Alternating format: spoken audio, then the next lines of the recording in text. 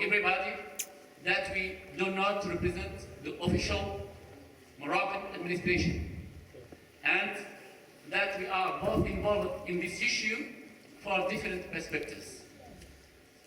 Our first preoccupation, right after having a look at a list of participants, was the worry about what kind of results would be deduced from such conference. Why this worry? If not all, the majority of the invited participants have already shown the same point of view, which are centered to the support and help of Polisario Front, who proclaims the legitimacy of the representation of the Sahrawi population. Today, our participation aims to give you, the audience, other point of view that most Sahrawis share with not Polisario Front 1. It's the silent majority point of view which is the build-up a strong and united Moroccan nation instead of a weak state as Polisario claims. We hope that the clarifications we bring today will at least help to distinguish between the Polisario Front as a separatist movement and the Sahrawi population. Do you know that the caucus, Royal Council for the Saharan Affairs, that I am a member of, is composed of the majority of the tribe chiefs in the Sahara? Do you know that the father of Polisario leader, who had a full career in the Moroccan army, is a member of the same council?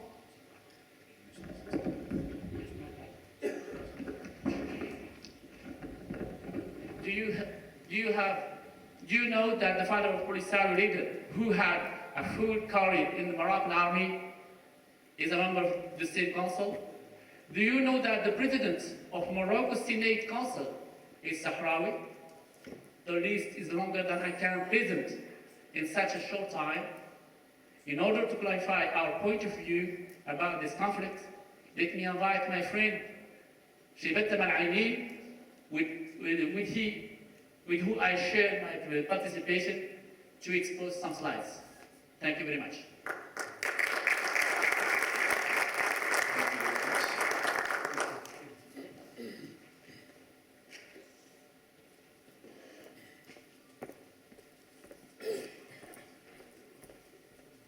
Thank you very much. We're very happy to be here to present this point of view about the Western Sahara, about the Sahrawi population to this audience. Okay. Morocco is the only country in North Africa which existed since the 9th century. This is first. Second, the source of its sovereignty, as well as the path of its borders, do not flow from a Western conception of nation-state, the modern concept. Morocco's claim to the Sahara is derived from these vassal links between Sahrawi tribes and Sahrawi chief tribes and the Moroccan Sultan kings. To manifest this sovereignty, we touch two levels. The first level is the sovereignty appears to several, among which, the first level is the nomination by the Sultan or the king of the central government in Morocco, the local representatives, caliphs, judges, and the military leaders. The definition of mission which was allowed to them, which means what they are going to do during their mission. And the third is the perception of levies, like taxes, called gharam. At the external level, the international agreements and conventions between Morocco and other states about this Sahara, about this region, and the evidences and quotations of international personalities. One of hundreds of documents is this Dahir, which is a decree by the Sultan Moulay Abdelaziz in 1904. Remember the dates, 1904, for the tribe of Rugaybat, which is one of the biggest tribes in the Sahara. Other example of international agreements is the agreement between Morocco and the USA in 1786, which is renewed in 1836 which speaks about ensuring the security and the help to ships and American sailors on the Moroccan Saharan coast of the Atlantic. Another agreement between Morocco and England of 1801, where the King Moulay Slimane and George III concluded a peace agreement. By the Article 33, it says, Morocco must provide with fresh supplies the English boats of water, foodstuff, and help them in case of difficulties on the Saharan coasts until Nouadhibou, which is now a northern economic capital of Mauritania. Another example, this agreement between Spain and Morocco in 1799, renewed in 1869, where the Sultan Mohammed IV will ensure the security of the Spanish fleet on the Moroccan coast between Wednoun and the Senegal. Some personalities say their view about the Sahara. Jean-Baptiste Estel, who was the Consul of France in Rabat, wrote in 1698 to his minister, the vast expanses of the Sharifian kingdom, which is Morocco, is from Mediterranean Sea to the river of Senegal. Live here from the north to the south, the same Moors population which pay the taxes, grammar, to the Sultan. Another one is the Scottish Donald Mackenzie, the manager of the English commercial fortress of Tafaya, Cape Julie, asserted in 1880 to 1882 in his book, The Flooding of the Desert or The Flooding of the Sahara, that all this vast territory up to the border with the blacks belong to the Sultan. Okay, the colonization of Morocco. It's very interesting to know, how Morocco was colonized, which is a unique case because Morocco was colonized from two countries, Spain and France. So on November the 3rd, 1884, there was a building of a shack. And here I would like to comment, just between brackets, real brief, about the intervention of the general. The intervention of the general, who mentioned that since 1884 there was the colonization of Morocco. This was not colonization, sir. This was protectorate. The colonization which starts only in the 20th century, starting from 1955. Hopefully he's here and he's listening. Oh, thank you. So on November 3rd, actually 1884, the building of a shack in Villa Cisneros, Dakhla. On March 1885, there was a strong reaction from the inhabitants and the Sahrawis after the orders of the king to destroy that shack. And you could see the picture. Then on July 8, 1885, the Spanish returned and under the military protection and rebuilt the same shack. On July the 10th, 1885, a Spanish royal decree, this is it, sir. The Spanish royal decree placed the Saharan coast from Cape Bojador, which is the city of Bujdur actually, to Cape Blanc, which is currently La Guera, under the Spanish protectorate. Now the reaction of the official reactions of Morocco over this. A letter of protest from Moroccan government sent to Spanish ambassador in Morocco in 1886. Another letter of protest addressed to the ambassador of France in Morocco in May 1886. And there's a third one from Moroccan government to the diplomatic corps, to all the diplomatic corps represented in Morocco. And if Denmark was one of those countries represented in Morocco at that time, surely there will be a copy of this letter to Denmark on May 16, 1886. The French-Spanish negotiation for sharing Morocco territory. Very interesting. They were having discussions to share Morocco. The first discussion happened in 1900. Allowed Spain to have the region of Rio de Oro. So, I don't know how to use this, but it's the part colored in black. So that was actually in 1900 was the first agreement to have Rio de Oro. The second agreement, they were too greedy and wanting more. They wanted the whole south area from Agadir south and the north of Morocco, where the center stays for France. And then finally, in 1912, this is the official protectorate, and the final decision taken is that Spain will have the southern region, Morocco was divided to three regions, one in the center governed by France, and one in the north and south governed by Spain.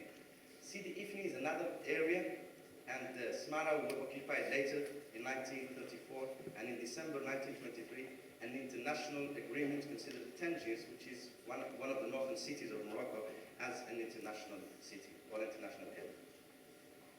Okay, when Morocco gets its independence and recovered its sovereignty, the decolonization procedures with France and Spain took different processes. They are two different countries.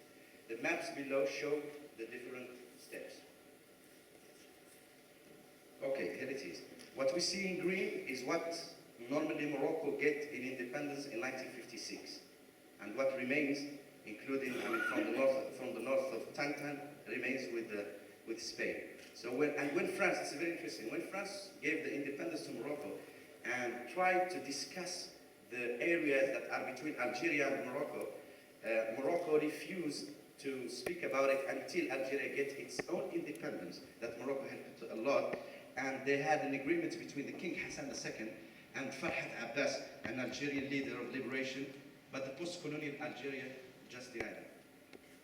Then, the process was different with Spain, because here we're speaking about the Sahara. The process was different with Spain since the territories under its colonization was scattered between the north of Morocco, the center, and the south. Recovery was achieved gradually after long negotiations.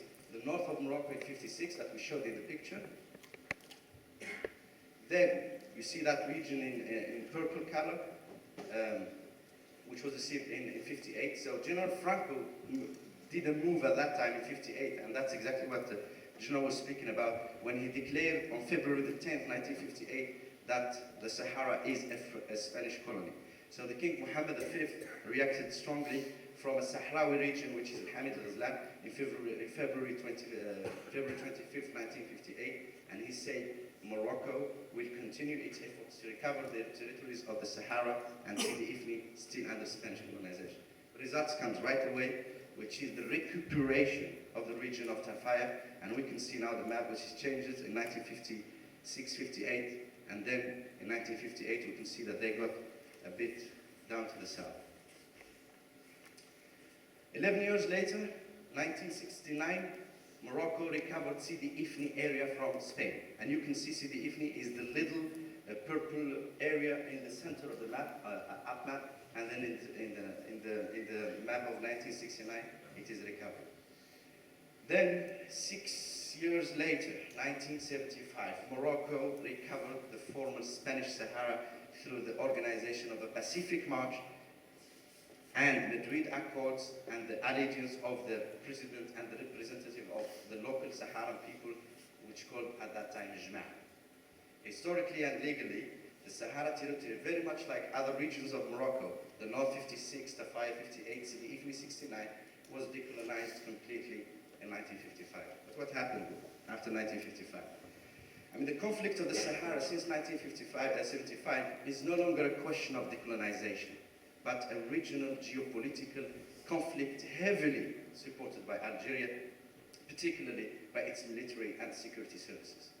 The Security Council, United Nations Security Council, since 1988, never mentioned the word decolonization in all its resolutions and preamble. Even the reports of the Secretary General of the United Nations addressed to the Security Council never referred to the word decolonization in the Sahara issue. Little history of what happened. Actually, the colonel was very good in this. From 1976 to 1991, guerrilla war conducted by Polisario Front, who was created, supported in its armed efforts against Morocco by the government of Algeria, Libya, Cuba, and other countries of Eastern Bloc. As part of the Cold War, Polisario Front was largely a Marxist-Leninist revolutionary independence movement, while Morocco maintained its historically close ties with Western Bloc, Western Europe, and the USA. In 1991, the United Nations approved a ceasefire. From 1991 to 2000, very important, 9 years of, completing inapplicability, and to prove to the world that it is not possible to organize a referendum. Why? This comes from the reports of the United Nations that are the very experts, and we're not experts, by the way. The complex and the sensitive nature of the identification process. Who's going to vote? The disagreement of the two parties, which is Morocco and the Polisario Front, on the final list of voters led the Secretary General and the Security Council of the UN to conclude on the inapplicability of the referendum as planned to resolve the conflict. And this comes from the report, numbers are there.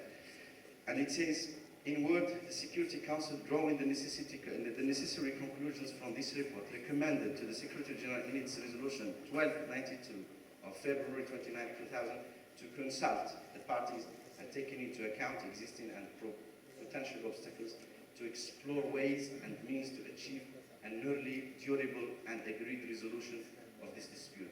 We no longer speak of referendum. Then comes a summary of the UN envoyees to the Sahara. I mean, James Baker, those are the remarkable ones. I mean, there are many of them, but these are the ones. From 2001 to 2004, James Baker was searching for a compromise that he never achieved. Then Alvaro de Soto, who was just refused right away from Algeria mainly, and then from the Polisario front. Then comes Peter van Walsum. Peter van Walsum is a Dutch from 2005 to 2008, and he concluded his mission by saying that the independence of the Sahara is not a realistic solution for the Saharan issue. Then comes Christopher Ross, and I like your conclusion about him. You said it all in 2 words. I mean, after his nomination, but there was this effort, we need to mention that, as the UN Secretary General envoy for the Sahara, there was unofficial meetings between parties, there was multiple visits to the region, and contacts with the concerned states took place. Unfortunately, no tangible progress has been performed until today. Autonomy, very interesting. Since Morocco presented his initiative for autonomy for the Sahara in 2007, all UN Security Council resolutions successively qualified this initiative as welcoming, credible, and serious, with a special regard to the efforts done by Morocco to move the process forward towards resolution. This is the UN saying every time in every resolution. Well-known Algerian politicians, this is interesting, well-known Algerian politicians have the following to say about the conflict. I will always stay against the Algerian position in this conflict. We have to be grateful to Morocco for its help during our 8 years of fight for independence. Is what we do now the right way to thank Morocco? This was in October 26, 2004. And he added in 2nd May 2006, the political solution to the Sahara issue is under the sovereignty of Morocco. Any partition, as Algeria wishes, is abnormal. This is, ladies and gentlemen, Mr. Ahmed Ben Bella, the first Algerian president. Another Algerian said, to all who await the Maghrebi unity, we must have an end to this mask. This conflict has no reason to exist. The anti-Maghrebi Polisario must not depend anymore on the help of the Algerian people. Well, this is Mohamed Boudiaf. This is Mohamed Boudiaf, a former president of Algeria who was killed. And if this guy was still alive, this issue would not continue, this crime. The Baker Plan is another third one saying the Baker Plan is presented and the solution to the conflict will be found in an internal autonomy within the Moroccan unity. This solution will end the Algeria-Morocco conflict and open the doors to realize the Union Arab Maghrebi. This is Mr. Khalid Nizar, the first Algerian general, former head of the Algerian army, in his book, Bouteflika, L'Homme et son bilan. The regional context, I will go real quick. This is very important. In the actual regional context marked the last years by instability due to terrorism and human drug and weapon traffic in the Sahel and the Sahara, a solution to this conflict is much needed than any time before. Violations of human rights, the absence of any prospect of promising future, their precarious housing conditions combined with the extreme weather conditions and undernutrition due largely to the diversion of international aid by the Polisario leaders leads our families in the camps of Tindouf to despair. This despair even pushes these camps' youth to practice human, drug and weapon traffic and to be engaged in international terrorism as evidenced by numerous international credible reports. Urgent call to everybody, put pressure on the Polisario leaders who proclaim themselves as the representatives of Sahrawi people to stop diversions, sometimes evoking the human rights issues, sometimes evoking the natural resources, only to maintain the status of quo, making them richer on the back of the whole population. We shall put an end to this situation, which is no longer acceptable and is even not tolerable. Thank you very much for your attention. Thank you so much, both to Mahmoudi and this input to the conference. Our next speaker will be Sidi Omar. Do you want to use this or? Yes. You can put it on. Yes, it's best.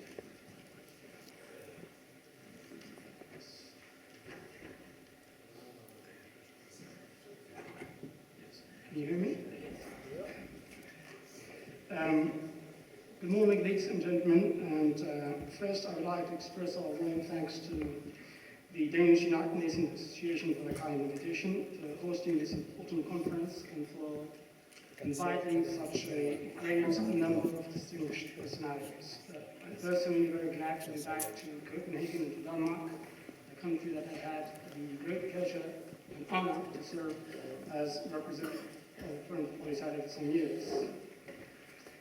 Well, in this brief presentation, I intend to present to you the views of the والبوليزاريو regarding the current developments and the prospects of solution of the conflict in Western Sahara.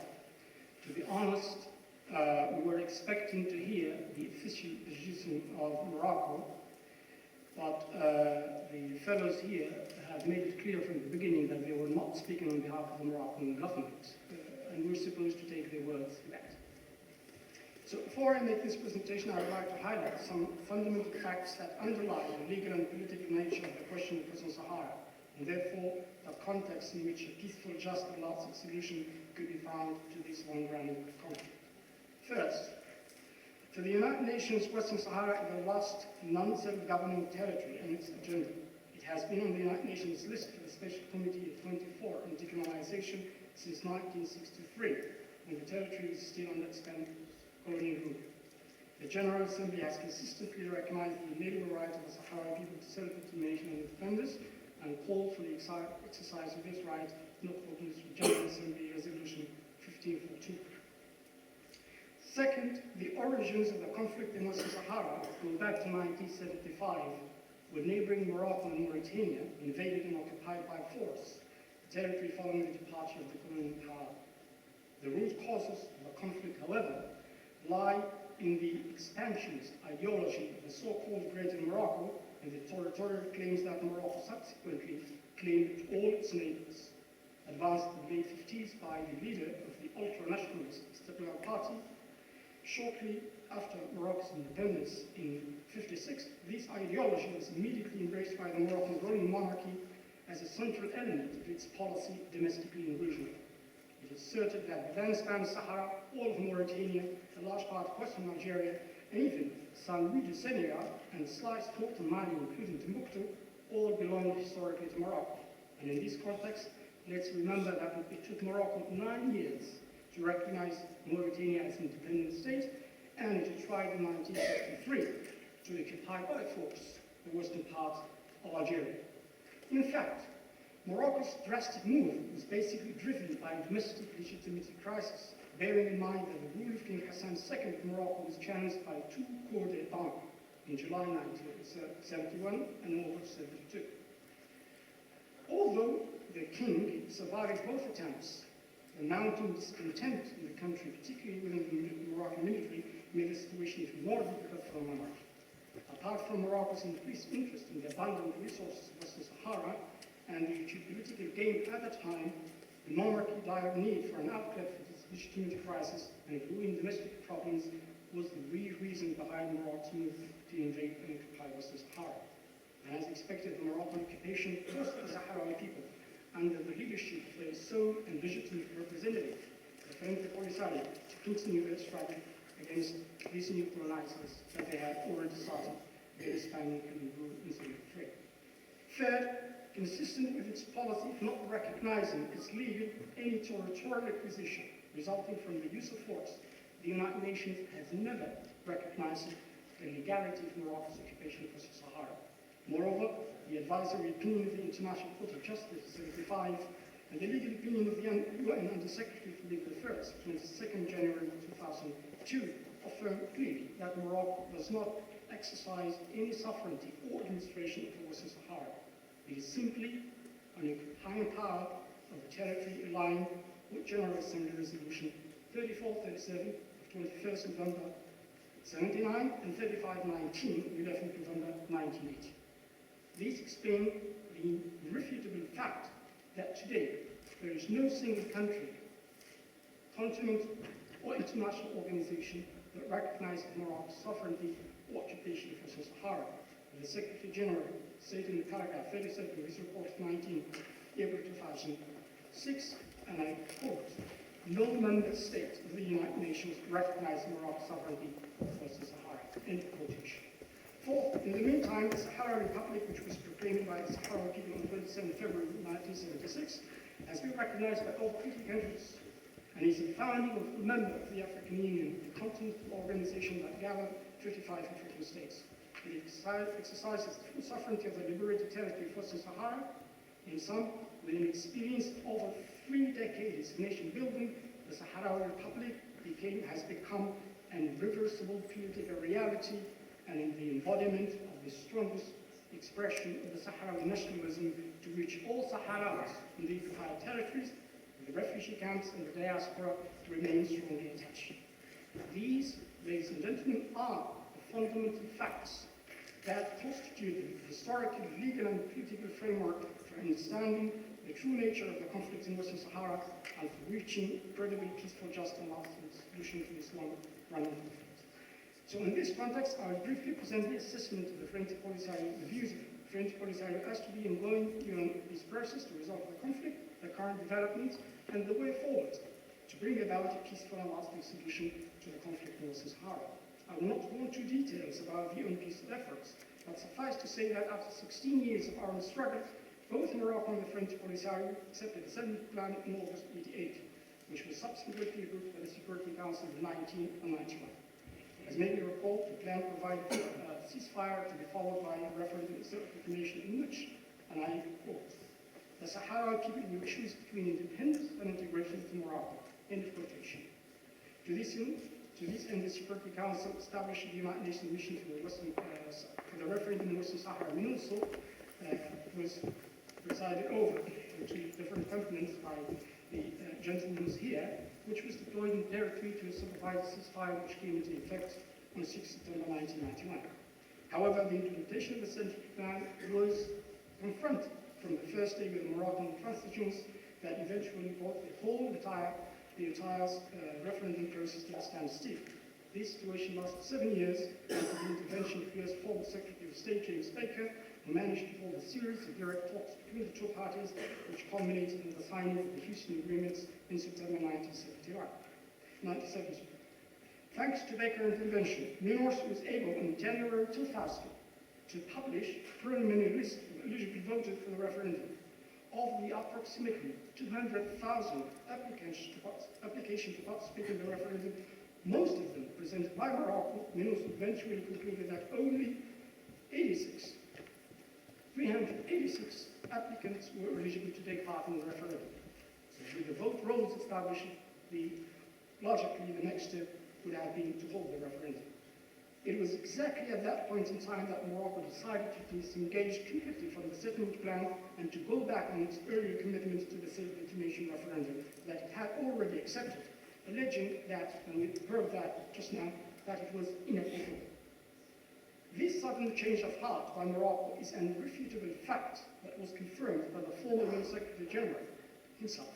In paragraph 48 of his report submitted to the Security Council on 19 February 2002, Kofi Annan stated, and I quote, "Morocco has expressed unwillingness to go forward with the settlement plan." End quotation.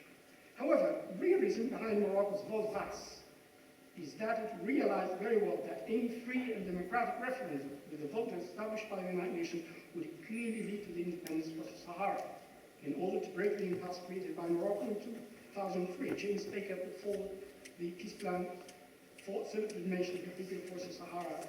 The Baker Plan, which was supported by the Security Council, envisioned 4 to 5 years of self-governance of the territory, at the end of which a referendum would be held. Now, thinking that the reason for Morocco's rejection of the settlement plan was its concern that the Sahrawi electorate would overwhelmingly vote in favor of independence, Baker proposed the enlargement of the electoral body of the referendum to include not only the indigenous Sahrawis, for all Moroccans residing in Western Sahara until 31st December 1999. As a result, or as a gesture of goodwill, the French Polisario did accept the plan despite the risks it involved. Morocco, however, rejected the plan on the grounds that the referendum included the independence option. Morocco even went as far as to declare its official rejection of any solution that would not legitimize in advance its legal occupation of Western Sahara. In the reply forwarded on behalf of Morocco by its former Foreign Minister, Mohammed bin Issa, James Baker, on 9th April 2004, Morocco stated very clearly that it would only support a political solution consisting of, and I quote, autonomy within the framework of Moroccan sovereignty, and that this autonomy-based solution would be final. This clearly demonstrated that the argument repeated by Morocco that the referendum was inapplicable, which we just heard, because of the difficulty determining the electoral body was a grounds claim made to hide its real intentions. In reality, the reason for Morocco's going back on its commitment to the self-determination referendum was, and still, its fear of losing Western Sahara if a referendum on self-determination was to be held, even with the participation of Moroccan citizens residing in the territory. James Baker himself, the great authority on the issue, confirmed this by pointing out in an interview with the American television network, PBS, in August 2004, and I quote, "The closer we got, the more nervous I think the Moroccans got about whether they might not win the referendum." End of quotation. It is very clear then that all the time Morocco was acting in bad faith in implementing the settlement plan and the Houston agreements. Its rejection of the self-determination referendum and independence as a ballot option, which it had already accepted, showed its lack of political will to resolve the conflict in a peaceful, just, and lasting manner in line with the UN resolution and the principles of international legality. Following numerous attempts to overcome the statement created by Morocco, the Security Council adopted Resolution 1754 on 30 February 2007, in which it called upon the two parties, the French Polisario and Morocco, to enter into negotiations without preconditions in good faith with a view to achieving just, lasting, and mutually accepted political solution to provide the self-determination for people of Western Sahara. At the request of the Security Council, then, and under the auspices of the Executive General, delegation from the French Polisario and Morocco met in Manhattan in 4 rounds of formal talks between June 2007 and March 2008. In early August 2009, the UN Secretary General appointed Ambassador Christopher Ross as his personal envoy for Western Sahara. And following his appointment, the two parties held 9 rounds of informal talks, the latest of which was held in Manhattan in March 2012. Both the formal and informal talks, however, have not yielded any tangible results because Morocco is still unwilling to engage seriously with the negotiations whose fundamental rule, as established by the Security Council, is to lead to a mutually acceptable political solution that will provide for the self-determination of Western Sahara. This, briefly, is the way things stand at the moment.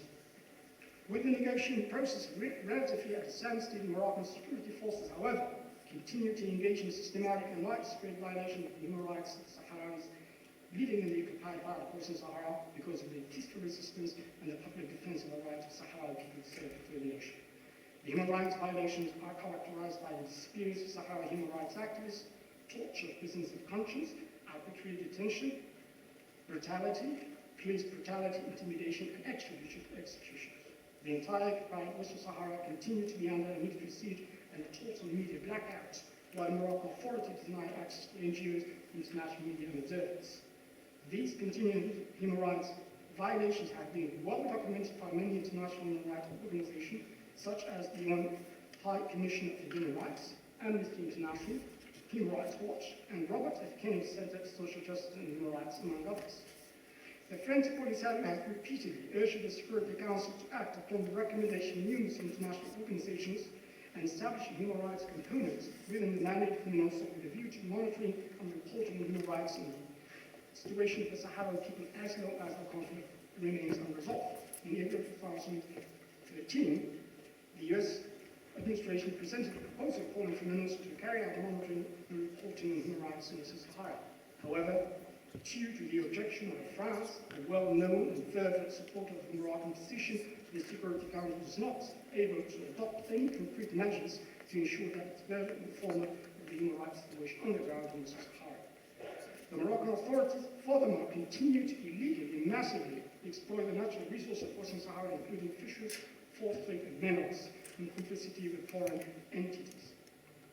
As you all may know, in December last year, the European Parliament approved the new protocol to the EU-Morocco Fisheries Partnership Agreement. The agreement does not explicitly include the territorial waters of Western Sahara, the territory over which Morocco exercises no sovereignty or administration, and is therefore contrary to the rights and interests of the Sahrawi people. In the end, it will only give a sign of legitimation to the Moroccan occupation of Western Sahara, thus contributing to prolonging the suffering of the Sahrawi people. Meanwhile, Morocco still maintains operative. It is 2,720 kilometers long length wall, which divided Western Sahara and its people. The estimated 7 million anti-personnel and anti-vehicle mines buried along the world have taken their toll on Sahrawi civilians on both sides, who each year suffer injuries, amputations, and death from accidents related to landmines and unexploded ordnance.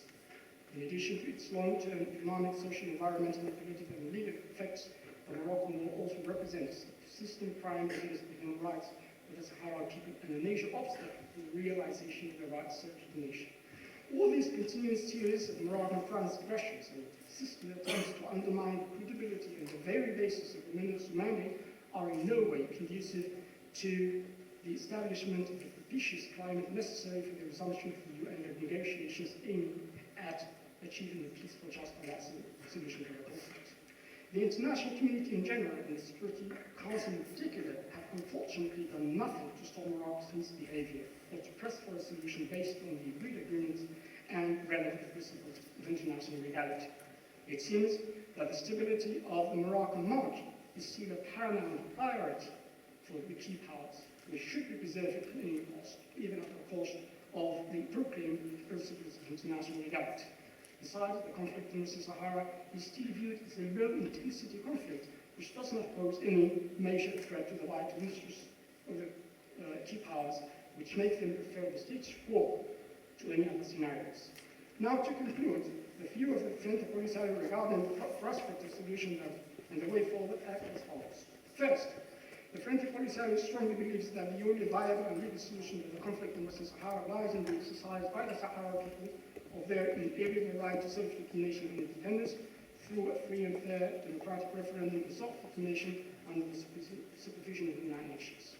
The unprecedented developments in North Africa and the Middle East, that some like to call as the Arab Spring, have demonstrated very clearly that any solution in Western Sahara must reflect the will of its people if it's to be credible and sustainable, and if it's to foster peace, security, and regional integration in the long run. Second, Morocco itself had already recognized the right of the Sahrawi people not only to self-determination but also to independence by accepting the UN settlement plan and the Houston agreements.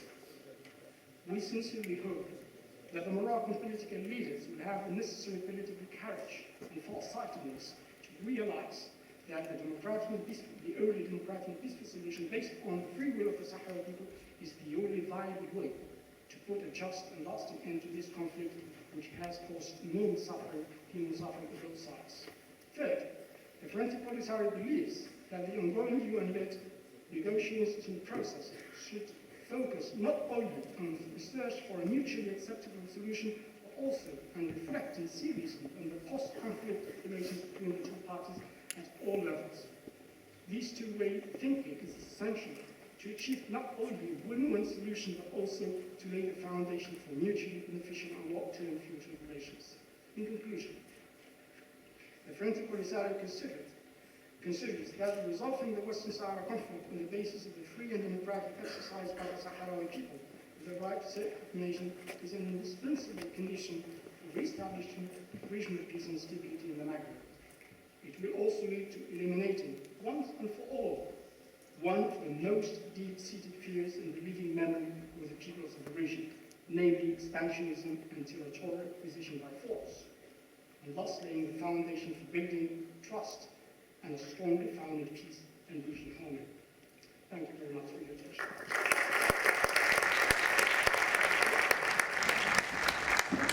Thank you. you so much, Sidi Omar, for